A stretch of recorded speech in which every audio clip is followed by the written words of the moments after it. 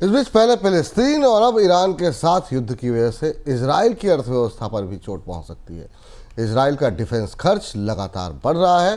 साथ में सैन्य ज़रूरत के लिए मानव बल का इस्तेमाल बढ़ने से मैन्युफैक्चरिंग, शिक्षा और लेबर मार्केट में लोगों की कमी हो गई है। गाजा के संघर्ष की वजह से 2024 के दौरान इजराइल के रक्षा बजट में 65% की बढ़ोतरी हुई थी और इस बार ईरान के साथ युद्ध के कारण उसका रक्षा बजट और ज़्यादा बढ़ने की संभावना है। सर, इजराइल के लिए युद्ध का खर्च जो है वो कितना बढ़ता हुआ दिखाई दे रहा है?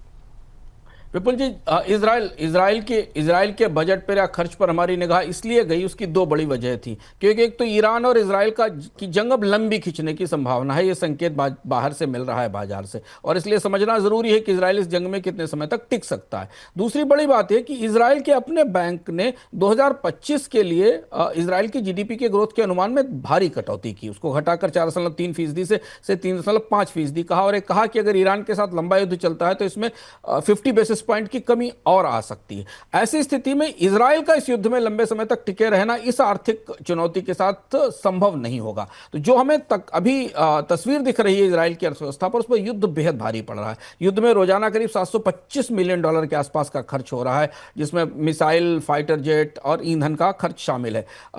केवल सैनिकों की तैनाती पे ही करीब करीब $1.45 अरब का खर्च हो चुका है। गाजा से संघर्ष में 2024 के बाद से रक्षा खर्च 65% बढ़ गया है, $46 अरब हो गया है। 2025 में भी डिफेंस का बजट बढ़ने की संभावना है, और यही वजह है कि बैंक ऑफ इजराइल ने इजराइल की विकास का अनुमान घटा दिया है।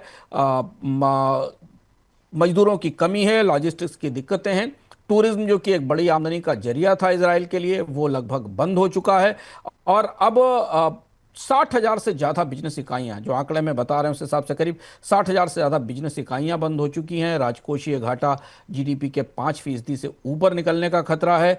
महंगाई अप्रैल में 3.6% थी, लेकिन अब युद्ध में जो सप्लाई रुकी है उसके कारण महंगाई और बढ़ने की आशंका है। ब्याज दर काफ़ी ऊँची रखी गई है, और इस जो मैन्युफैक्चरिंग इंडस्ट्री है इजराइल की, युद्ध से उस पर काफ़ी असर पड़ा है, क्योंकि जो रिजर्व आर्मी को बुलाना पड़ा है, इसमें तमाम टेक, मैन्युफैक्चरिंग और एजुकेशन में काम करने वाले लोग थे, जिनको अपने काम छोड़कर जंग के लिए आना पड़ा है। तो ये जो संतुलन है ईरान और इजराइल की युद्ध का, इसे करीब से देखने की ज़रूरत है। इतने लंबे 2 साल से चल रहे युद्ध के बाद इजराइल की अर्थव्यवस्था थक रही है, जबकि ईरान इस युद्ध में अभी अभी प्रवेश कर रहा है। और ईरान चूंकि लंबे समय से प्रतिबंधों में था और जंग की तैयारियां कर रहा था, हथियार और साजो सामान से लैस है।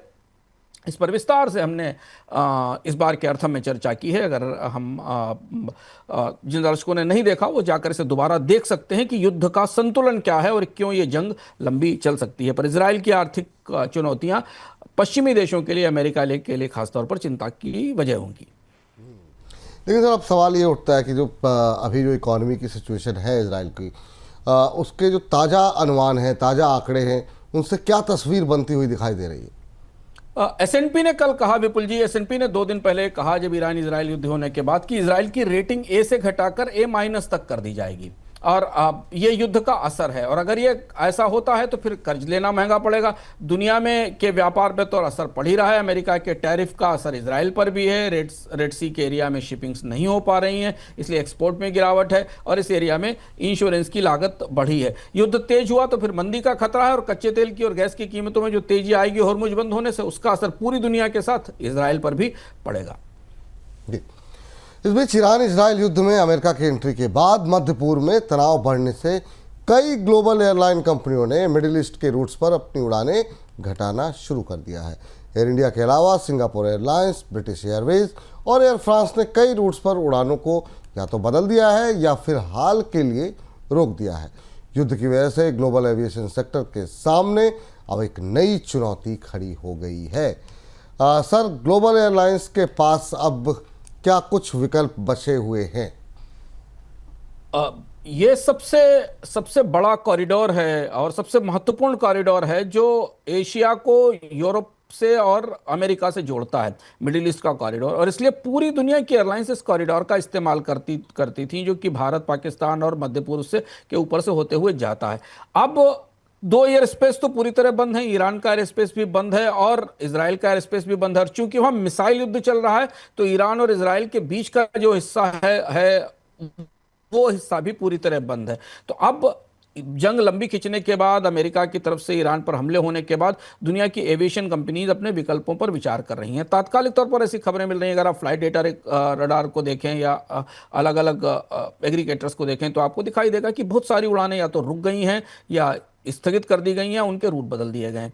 अब जिन उड़ानों को चलाना भी होगा उनके लिए एक लंबा रूट लेना पड़ेगा, जो खासतौर से पूर्वी एशिया से आने वाली उड़ानें हैं, चाहे वो केएलएम की हों, हांगकांग से आ रही हों या ऑस्ट्रेलिया से या इस हिस्से से आ रही हों, सिंगापुर से आ रही हों, उन्हें अपने आप को एक लंबे रास्ते से ले जाना पड़ेगा जो कि फारस की खाड़ी के बाहर बाहर से होते होते हुए फिर यूरोप की तरफ जाएगा। और इस वजह से किराया बढ़ने की संभावना है, विमानों के लंबे समय तक इंगेज रहने की संभावना है, कर्मचारियों के रोस्टर बदलने की संभावना है। और इसलिए अगले 2-3 दिनों के अंदर एविएशन कंपनियों की तरफ से इस तरीके की घोषणाएं आ सकती हैं जिसमें वो अपने उड़ानों के पूरे क्रम को वो रिशेड्यूल करेंगे। ऐसा संकेत एविएशन कंपनियों की तरफ से दिया जा रहा है, क्योंकि अमेरिका ने इस पूरे घटनाक्रम के बाद अब ट्रैवल की एडवाइजरी जारी की है। अमेरिकी एयरलाइंसेस के लिए भी अब ये चुनौती है कि वो इन रूट्स के ऊपर, मध्य पूर्व के रूट के जरिए यूरोप और एशिया की उड़ानें कैसे लागू करें। तो अगले कुछ दिनों में दुनिया के एविएशन सेटअप में एक बड़ा फेरबदल या बड़ी उठापटक हो सकती है। एयर इंडिया ने तो खैर अपनी उड़ानों को, कुछ उड़ानों को डाइवर्ट किया है, कुछ को रोका है, इसकी घोषणा पहले ही आ चुकी है।